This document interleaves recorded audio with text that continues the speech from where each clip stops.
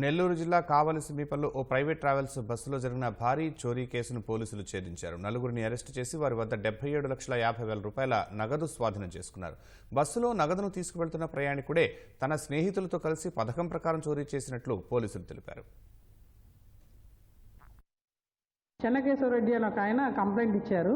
ఏంటంటే ఆయన మనీ తీసుకెళ్తూ 80 lakhs అమౌంట్ కన్స్ట్రక్షన్ కంపెనీ మీద లిక్విడ్ క్యాష్ చెన్నై తీసుకెళ్ళాలి. ప్రైవేట్ ట్రావెల్స్లో బస్సు ట్రావెల్ చేస్తూ ఉన్నారు. ట్రావెలింగ్లో ఉన్న ఆయనతో పాటు అకౌంటెంట్ ఒక ఆయన ఉన్నారు, హర్నాథ్ రెడ్డి అని, ఆయనతో తీసుకెళ్తుంటే మధ్యలో దొంగతనం జరిగింది. ఒక వ్యక్తి హర్నాథ్ రెడ్డి గారిని ఒక కచ్చిఫ్లో మత్తమంది ఇచ్చి పడుకోబెట్టి అక్కడున్న డబ్బులు సంచి తీసుకెళ్ళిపోయాడు అని చెప్పి కంప్లైంట్ చేశారు.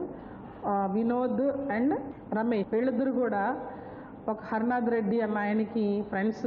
ఇలా డబ్బులు వస్తున్నాయని తెలిసి ఇది ఎలాగైనా సరే కొట్టేయాలి అనే దురుద్దేశంతో వాళ్ళు ప్లాన్ చేసుకుని ఎవరో దొంగతనం చేసినట్టుగా చెప్పి ఒక బాడుకు ఒక కారు కొనుక్కుని ఆ కారులో రిటర్న్ అయిపోయి వాళ్ళు వెళ్ళిపోవడం జరిగింది.